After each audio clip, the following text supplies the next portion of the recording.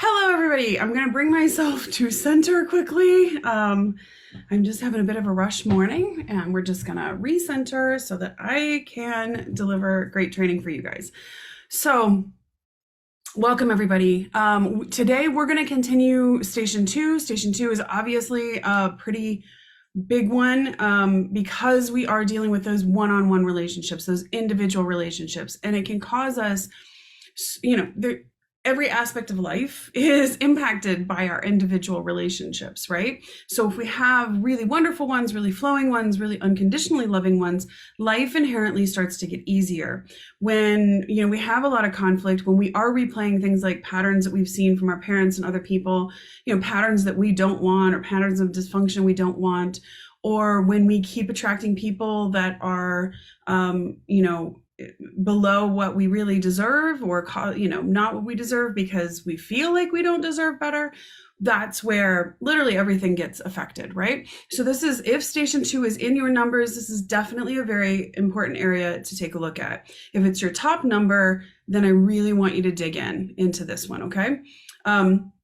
And we will talk some more. When we look at the flow factor, that top number, especially if it's quite close to the second number, is really the big one. But when we look at the thing, we want to look at the entire flow factor. We want to look at the entire, all three numbers in concert, because when we do that, that gives us a really good picture of, yes, I'm having these difficult one-on-one relationships, but maybe it's a 2, 4, 5, right? And so what that would tell me right off the bat is, okay, lots of problems in one-on-one relationships, lots maybe problems of birthing things that you really desire. And then, but that 4 is going to tell me something a little bit different, that there's a very emotional component to this, that maybe you're not feeling like you can express your emotions in a safe way in relationships, or maybe that you are having a lot of more difficult emotions in those relationships. And so we want to take a look at that. And then if we have a 5 in there, then I'm immediately wondering, okay, are you feeling like you can't put voice to things in your relationship? Or are you maybe, if it's, connected with emotions of anger, are you maybe using your voice in negative ways in that relationship, right? So that's how I tend to look at the entire flow factor. So I think what I will do is, after we get through all the stations, I'm going to do one training just on opening it up. You guys can tell me what your flow factor is, your results are, and I can help you to kind of look at that in sort of that broad view. But again, whatever your top one is where I want you to really focus in and really be doing that work right off the bat. Okay, so what we're going to do here is, I am now going to share the screen, and we will, there it is. Okay, we're going to move forward. We're going to move forward today on some rate. Hi, Livia. We're going to move forward today on some helping you, if you're in conflictual relationships, how do you kind of shift that energy a little bit, even if you're still in that relationship? Something I actually just worked on with a client yesterday. And let me preface that, though, by saying, if you're in an abusive relationship at any level, whether it's emotional, mental, physical, whatever it is, this is not what I'm talking about. If that's the case, if you are in an abusive or really toxic relationship, get out, and if you need help getting out, reach out to me, okay?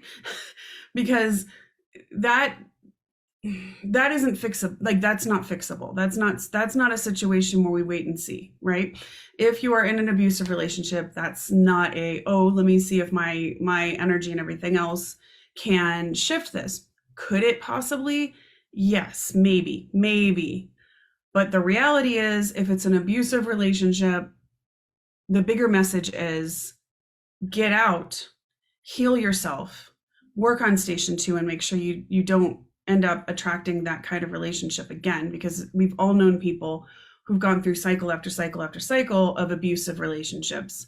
And again, the reason they're doing it is not their fault whatsoever. It's like this programmed belief that that's what they deserve. Again, at a subconscious level, it's not like they're consciously choosing that.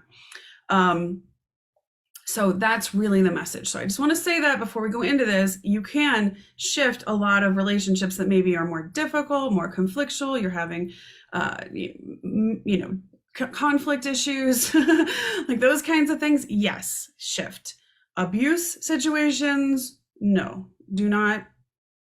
No, the move is get out. Okay, so we're going to, let me share my screen. We're going to go into the flow method book. I'm just going to show you so this is what I'm talking about. One of the most amazing things I figured out in the process of like kind of putting this whole method together is that because each of us are essentially energy as much as we are solid, we do have the ability to be a little bit of a tuning fork in situations, okay? What I mean by that is when we shift our intention, when we shift our inside, and instead of in a conflict situation or a very uncomfortable situation, instead of meeting conflict with conflict, we instead choose to shift our energy to flatten out the energy in the room and infuse it with a different frequency, it can have a huge impact, okay? So if you have situations in your life where you have friendships, where you have coworker groups, where you might be in a meeting or you might be at a family dinner or those kinds of things, and things start to, especially family dinners, you can get like people on both sides of the political spectrum or whatever, or just different views of any kind, that can start to cause this like increase in conflict, and you can feel it in your body, right? It's like that you're getting ready to fight or you're getting ready to defend a perspective. So instead, or even like when, if you have a partner or a spouse and they come home and they're in a really bad mood and it starts to impact your mood, this is a technique that you can use to be able to shift it really quickly. So instead of matching their mood or their attitude with your own attitude, you can choose to think of frequency, as we've talked about, and think about if their frequency is annoyance, they're feeling super annoyed. The opposite of that frequency might be being centered, being at peace, right? And so one of the things you can do, and I'll talk about, it's a principle of resonance, which is basically when, let's say I was to play a high C on a piano and there's a guitar leaning on the wall next to the piano, you're going to hear the guitar string actually resonate at the same frequency, even though you didn't pluck that guitar string, okay? So if we think about ourselves as the piano and the person or people that we are trying to help shift as guitars, then you can think about if you shift your frequency and you play a very different note or an opposite note to what they're playing, then essentially they start to vibrate at that frequency. You start canceling out, let's say, the annoyance and bringing it down to a place of peace, okay? So if you can, I'm gonna go down here. If you become aware of it, what you want to do, you start to bring your attention to first, what emotion are you having directed at you? What's going on with it? Then you start to think about the vibrationally opposite way of being. One thing that I do when I'm in those situations is I start to try to, and actually I know we have one person at least, Rachel, who is a massage therapist, and I know they teach this in some massage therapy schools, is syncing your breath with your client. And when you sync your breath with your client, you can then consciously start to bring your breath to a slower rate. And because they're in sync with you, they start to go to a slower rate, okay? And so the same thing is true here. I will bring my breathing and I will match their breathing at first. And then I will start to consciously slow my breathing while thinking about the vibrationally opposite thought. And I will imagine that I'm actually sending that vibrationally opposite thought out. So if I feel, I've had this happen I can't even tell you how many times. I was in a meeting back when I worked in the corporate world, and it was just a lot of conflict, a lot. It was so rough. I was sitting in there, and as an empath, I'm like, it's horrible. And so I started to use this. This was right when I was like kind of starting to put all of this together. And sure enough, eventually I like breathed and breathed and breathed, and I started seeing people, and it was all guys with a lot of like bravado going on, and it started to calm and calm and calm. Okay, and then finally they started finding we started finding some common ground. Okay, now again, don't use this in abusive situations, but in things like this, then yes. Yeah, Rachel, yeah. So that's like one of the things that they teach. And the reason they teach it is because it does work.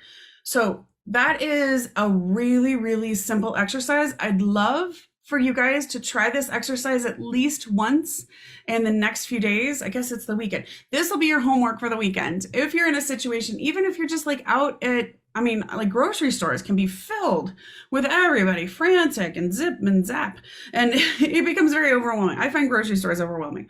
So you could, if you're standing, let's say in the produce section and somebody's like really, worked up, you can start to use this and see how that impacts. Okay. So that's your homework for this weekend. The other one is, I talk about meeting new people every day. So I talk a lot about the fact that our expectations really do create and impact our reality, right? So what happens if we had a relationship with someone for a really long time and that relationship is filled with a lot of misunderstandings, difficulties, just a lot of history there, right? And so what ends up happening is that person gets stuck in that place in our minds, okay? And because of that, even if that person is changing or trying to change, our expectation of them means that our perception is going to be that that person is always that way, right?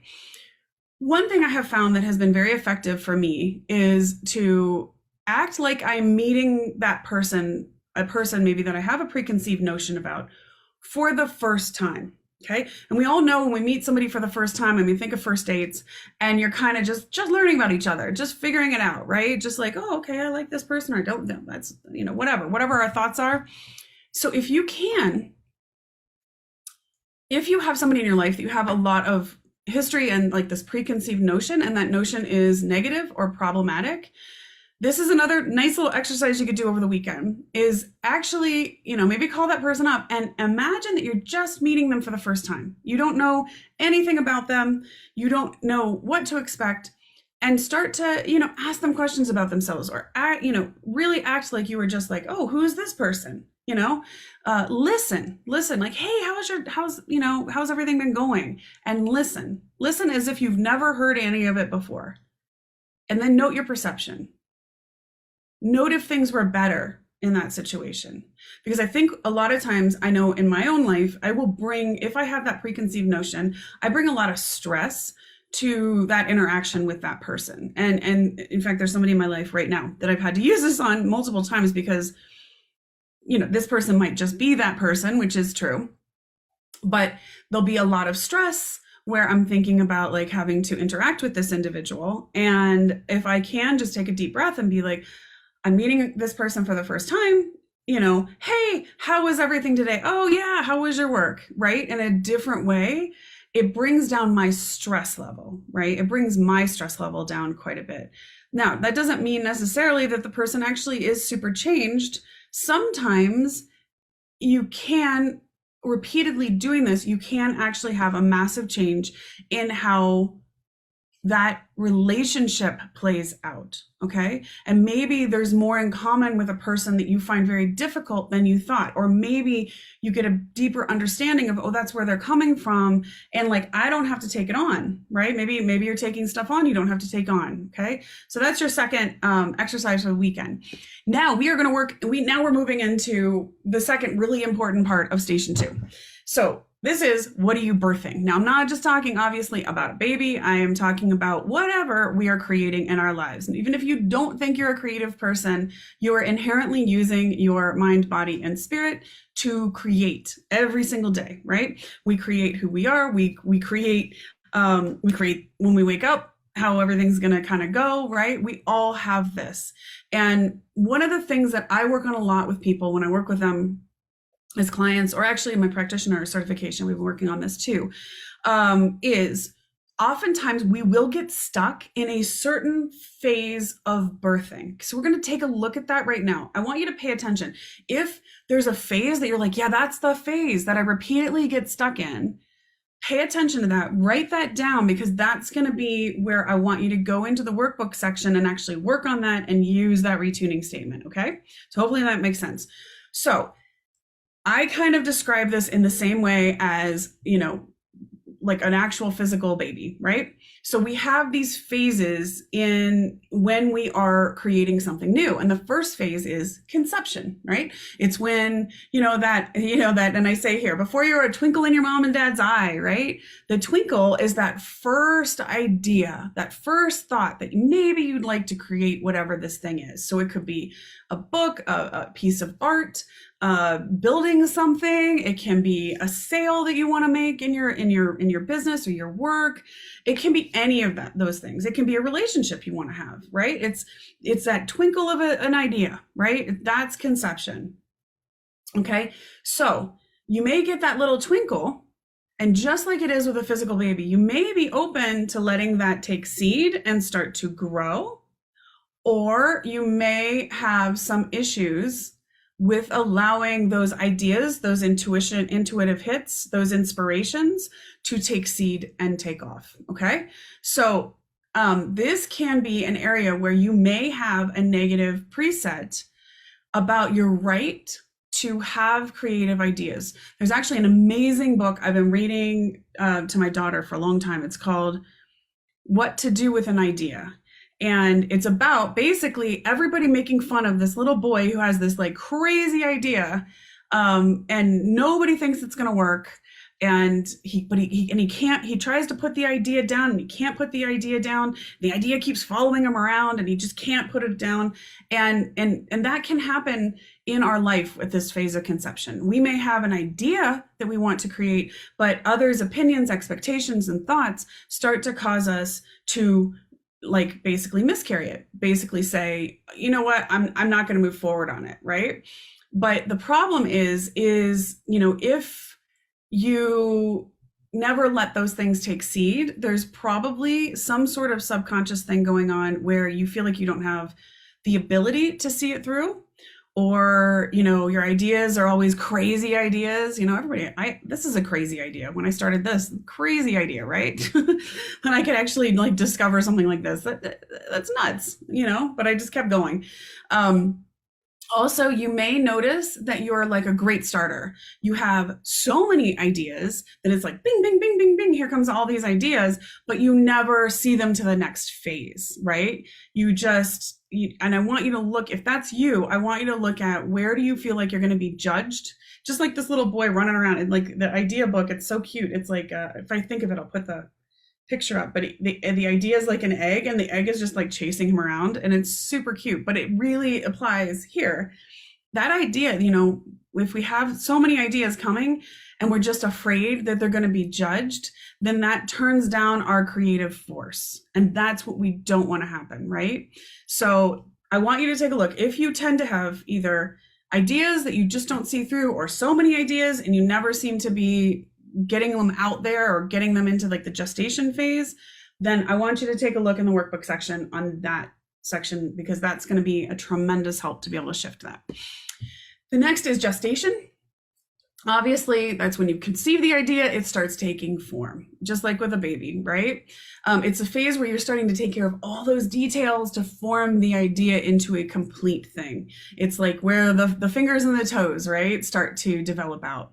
And so it's the same thing for maybe you have an idea, and it's where you maybe come up with your business plan on how are you going to get this out into the world? Or, you start to decide on, what medium you're going to work in for this art project you have, or you're going to decide on going ahead and getting your tuition in for that program, that course, that enrollment that you want to do to be able to have new skill sets, right, for this thing. This is where you're starting to put all those things in place. So if you have if you're really afraid that you're going to be able to be sort of a good parent, that you'll be able to support this idea or this business properly once it sort of gets out there in the world, this is a phase where you're going to start to see things being sort of miscarried, right? So you get all these, you may start on it, and then suddenly it's like, oh, you're like, here, I talk about, you may want to start being a dancer, but you blow every audition despite being completely prepared and maybe the best dancer out there, right? Or you have like this incredible business plan, but you just can't get the financing that you want, right? Or it's those things where you start off and then you almost either self-sabotage yourself so that it gets miscarried and, oh, I can't do it. Or I'll see people who will like start, like they maybe enroll in a like a master's program or something, and they start and they're going, and then they somehow manage to like derail themselves over and over again. Okay, so this is where you're looking at, are you kind of miscarrying it because of these beliefs that you can't be a good parent, or are you, just the second you see it, you are like stopping your project because you start to get so much judgment from people? What does that look like? And then the third issue you may have is like, is there going to be a concern that there's a birth defect? Now, what does that mean? So I will work with people. I myself have had this issue, so I can speak to it very truthfully because I've had it. This is where you have a very perfectionistic personality, which I do have to manage it all the time. And you end up being afraid that there's going to be something wrong with this once it goes out. So it's never done. It's never right. You can't ever get it out there because you're so busy constantly trying to fix it all the time. Okay. Or you go for multiple new certifications because you never feel like you have enough knowledge to be able to actually put any of it in place, right? Even though you have more than enough knowledge to do it, right? You're worried that there's going to be something wrong, so you keep seeking more and more and more and more, and then it just never gets out there, right? And again, I got to speak to that one honestly. I personally do that all the time.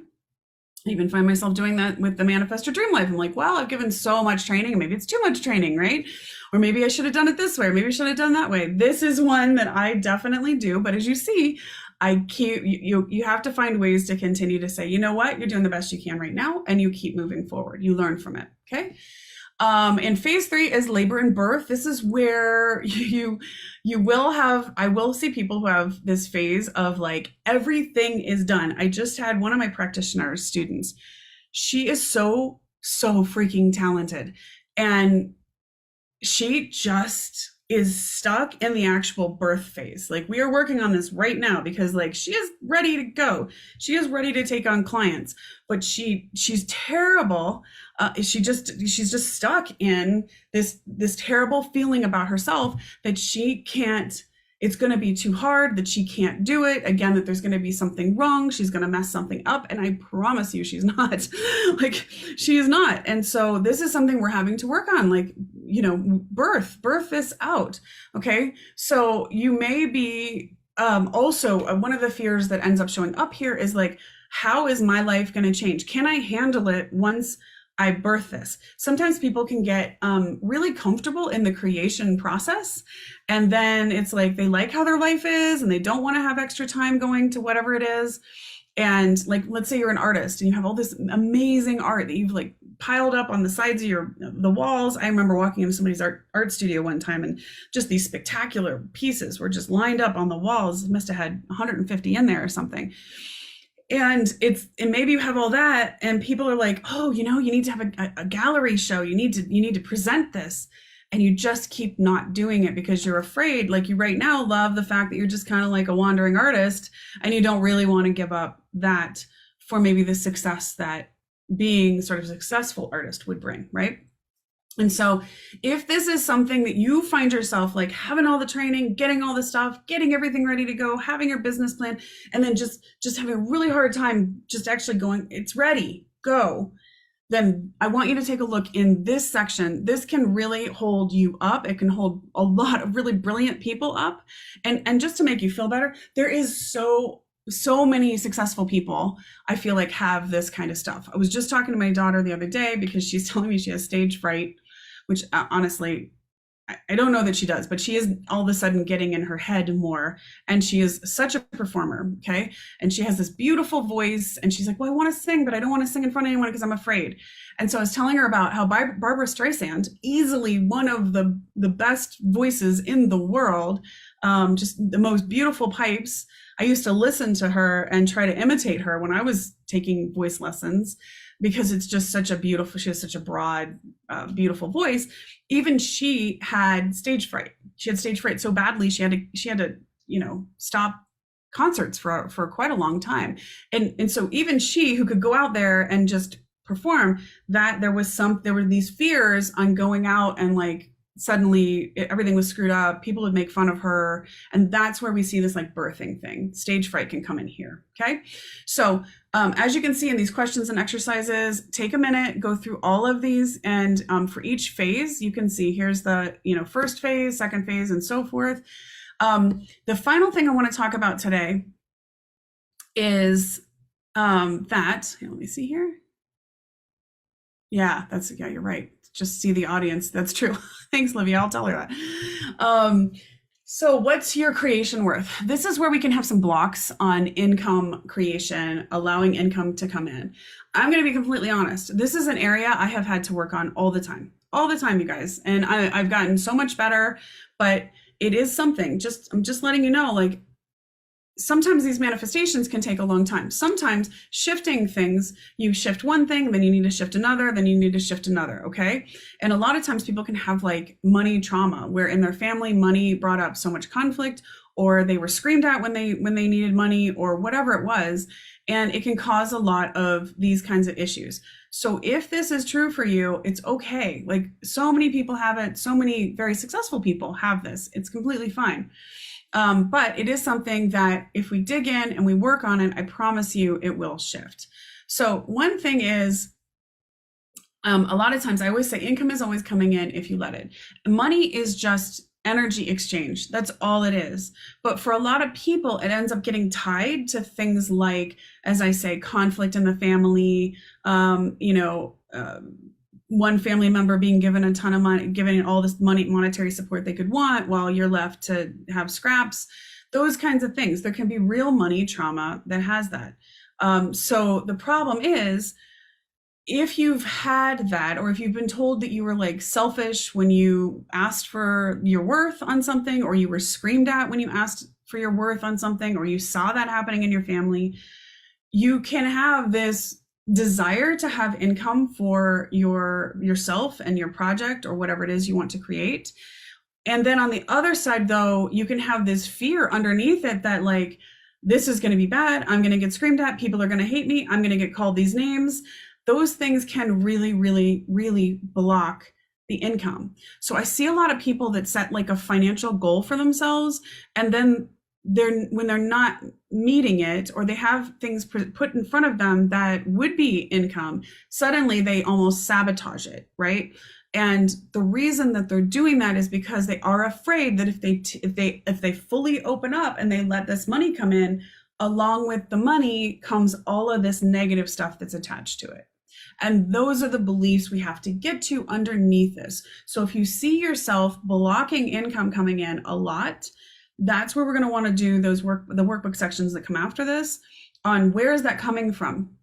What things have you had modeled to you that showed you that this is scary and unsafe for you, or that you don't deserve it? And then going through that and being able to use those retuning statements. Okay.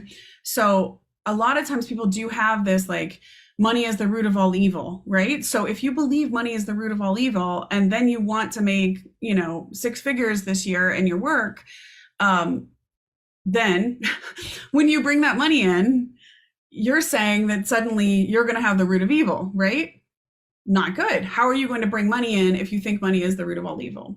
So one thing is, if you happen to have this particular belief, a super, super helpful thing to do is to sit down and write out, what positive things in the world does money do? Because we all know that money does move the world and does do a lot of good. So money helps charities for children, for animals, to feed hungry people, right? The more money you have, the more you can also contribute to those things, right? So money can be the root of evil if you want to use it that way, but it really isn't. So if this is something that's a really hard part for you, I'd love for you to take a look, even go online and look at the ways that people have used money in really positive ways. I mean, you can think of Oprah Winfrey and I don't know, there's so many people that contribute to these big things or create amazing things. There's lots of football stars who have done, I do not know NFL, but I do love reading the stories where where the NFL stars have started these amazing charities for like sick kids, and they really contribute and help. So there's so much good that can be done with money. And one of the ways to help convince yourself of that is to sit down and actually think about, how would you use that money when it came in? What would you do to contribute to not only yourself, but the world? And then look at how other people have done it. You know, there's wonderful people in the world who are doing all kinds of wonderful things. So in this one, I talk about money doesn't buy happiness, but happiness just might buy money. Okay. So money doesn't buy happiness, but it does buy some really nice trips. that can cause some happiness too. So there is a way to be able to make a shift to like loving your work and making money a more easy process. So if you're right now stuck in a situation where you are bringing in income and it's paying the bills and it's doing that kind of stuff, but you're not necessarily thrilled with it, the problem is if you go into that every day, doing that work every day, and you're just slogging through and you're just miserable, then that's not honestly helping bring in the frequency of like gratitude for the income that you're bringing in, which then brings in this flow of more gratitude. So one of the things you can do is, if you find yourself in that place right now and it is blocking income, you can use the art of connecting to actually, or the future journaling, to actually imagine the day that you want to have, right? How do you want this day to have? How do you want to feel? This is also a good actually homework thing. I'm going to do that this weekend actually too. Not that I'm having any of those issues, but it's just a good thing to do. I actually get up every morning and do my morning ritual. But actually thinking through so that you can up level your frequency for the day. And so even if you're in a job right now that is like, you know, brain numbing and driving you crazy, this will help shift you in a way that you're like, you know what, I'm going to have this amazing and fulfilling day, and allow that feeling to drive you. Then when you have that feeling going, now start to think about, what options do you have? I was just talking to somebody else. In fact, in about a half an hour, I'm doing in my body language program, I'm talking about expectations. And I was just talking to actually a client yesterday about how to start putting down some expectations, because when we have these expectations that we're holding all the time, and we keep saying we can't, and we're stuck. And if we say that about a job, you're stuck, right? How are you going to bring in more income? You can shift. I've worked with people that I've helped them shift, and they were in a job and they were like, I feel like I'm stuck. And we shifted it. And suddenly they were offered a promotion that was like $30,000 more a year into a position that they were really happy. They wanted to be more like a strategic person instead of like a cog in the wheel.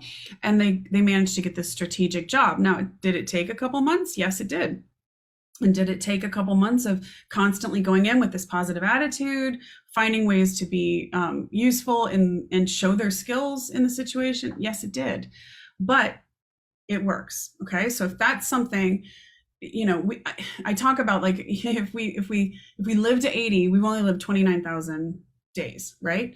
And so you don't want to be stuck every day feeling like you're in a place where your job is sucking the life out of you. This is a way to allow you, even if you're in a job you don't love, that you can shift it and then start seeing, like, what other options do I have? How can I shift this? But you've got to allow your frequency to come up first.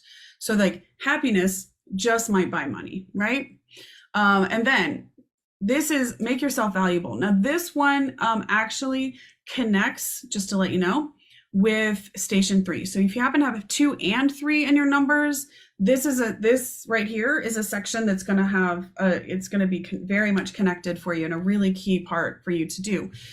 So a lot of times we assign our own worth to ourselves. We talked about it in the science section, and you know, the balloon, and how we end up assigning the worth of ourselves to everything else, but we actually have particles that have been worth millions of dollars, right? So we have those inside us, right? And so over and over and over again, if we don't believe that we are valuable because of oftentimes childhood issues, family issues, which told us that we weren't worth anything, whether it's a parent abandoned you when you were a kid, whether it's you grew up in a narcissistic family dynamic and you were the scapegoat child, and so you were given nothing while the other child is given everything, whether it's other experiences with toxic bosses that have told us that we don't have value, that is stopping you from being able to bring in income, because at that point you've basically given yourself a bargain basement price. You can't bring in more, you can't bring in better until you literally inhabit the fact that you are worth millions of dollars. You are worth so much more. And it's not just about money, it's about being worth also these better relationships I just talked about. We can actually mark ourselves down. My mom used to love the bargain basement. She is a bargain shopper. And I think every prom dress pretty much that I ever had, or like, it was always like we went to the bargain basement in the Lazarus in Columbus, Ohio. And that was fine. I actually love a good bargain myself. But you don't want to put yourself in the bargain basement, right? You need to be up in the designer section. You need to have that value for yourself, okay?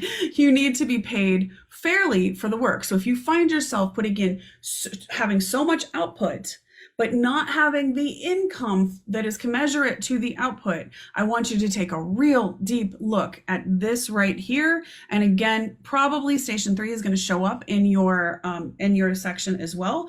What I can tell you is that there are people who will pay, anything. You are good enough as you are. You are worth it right now. I mean, I have a friend of mine who loves Louis Vuitton, like purses and luggage and things like that. It's just not my thing. For someone else, good for them.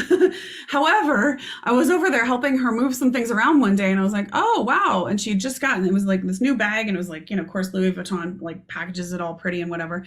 And it was like this tiny bag, honestly, like this big. And she's like, yeah, well, I got it on sale. It was $4,000. I was like, what? It's just beyond my, purses are just not that important to me apparently, but to the point, no matter who you are or what you do, there is a market for you. And that market will pay well for what you do when you mark yourself up, okay? So that is, oh, that's so great. Okay, I'm massaging, Rachel, I'm massaging with so longing to take your practitioner certifications that I can tell my energy has shifted. Yes, go Rachel.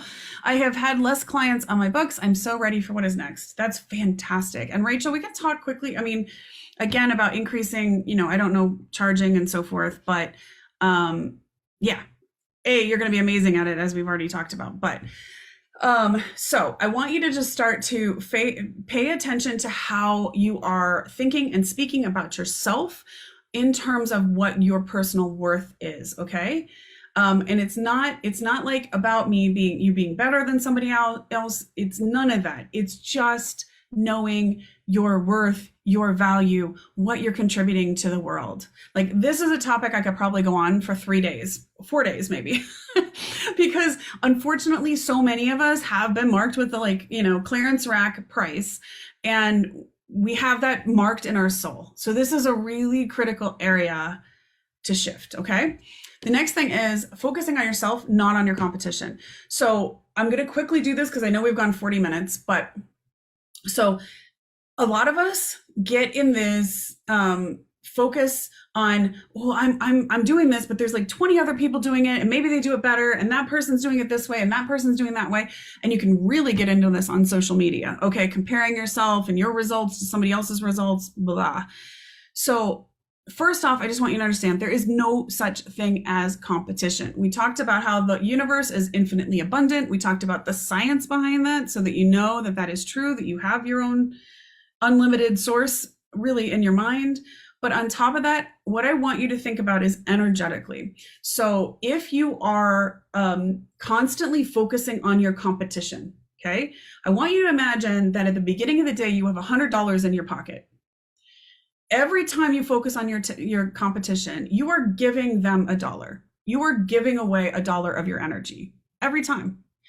And by the end of the day, if all you keep doing is focusing on your competition, instead of focusing on your own skills, your own thing, what you can do to serve your market better, what you can do to improve yourself, what you can do, to align with the life of your dreams, then you have empty pockets. You're going to turn your pockets out at the end of the day, and you have just given all that energy to your competitor so that they've got more energy, and now you've got none. So instead, I want you to think about every time you focus in, you do the work that we're doing here in the Manifest Your Dream Life Academy, you do your future journaling in the morning, you do some meditations and art of connecting things. You stop yourself when you start to have that negative thought about your worth and instead say, no, I am worth millions. I have particles that are worth millions, however you want to say it. Every time you do that, you've given yourself $1 in interest. Okay. And then you, by the end of the day, you do that enough, you might have a lot more in your pockets. Okay. So that's just the basic thing I want you to think about. If you do find yourself dealing with competition or thinking about competition a ton or feeling like you're up against competition a lot, just go to this section. This section's super helpful. And then down here are the questions. So if you've identified some of these areas as areas that are very difficult for you, then this is where I want you to deal with. This section is about not hoarding things, not feeling like you have to hang on to things, because we need to have that easy flow of income and output. So when we hold on to things, we hoard things to ourselves, it actually also blocks the flow of income. So if you have a hard time letting go of things, this particular section also shows up in 6 with kind of a different iteration of like attaching to things. And feeling like no new solutions are going to come in. So if you have a 2 and a 6 in your numbers, this is probably an area where those two things are lining up. So I want you to make sure you do this as well. Okay. Well, we didn't even get to talk about sex. All right. We're 45 minutes in, so I'm going to stop because I actually have in 15 minutes, I got to roll over to another call.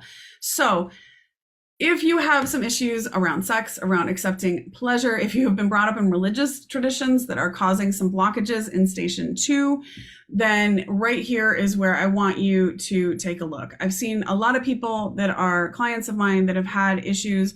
Also, sexual abuse can cause so many issues in station 2. I can't even tell you. It's very bad. It's very, very bad. So, and that is not your fault whatsoever, but the pain and the emotional trauma, physical trauma of that can really dig in and cause problems. So if this is something that is causing problems for you, I may do just like a short, maybe this weekend, I'll just do a short little mini training on this, that it won't be live. I'll just put it up. And so this is the last one that you do want to look at. And it can be a big issue because if you're not allowing pleasure in your life, then how are you going to bring in better or more? Okay. In any area, right?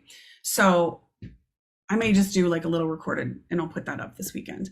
Hopefully this is hugely helpful. I'm glad you don't worry about competition. Well done. And you shouldn't, definitely should not. So hopefully this training was super helpful. If you are a station 2, or you have a station 2 in your numbers, please take a look at that this weekend. Try those retuning your relationship techniques that I taught you at the beginning of this. Give those a try over the weekend. I'd love to see how that changes things for you, whether it's shifting your energy in a conflict situation or imagining you're meeting somebody new for the very first time.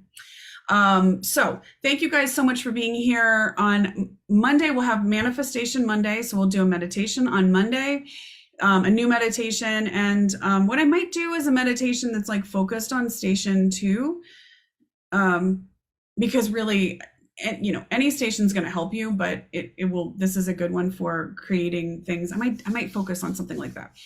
And then on Tuesday, we'll start in on station 3. Station 3 is a pretty big one. That's probably going to be a couple of days of training.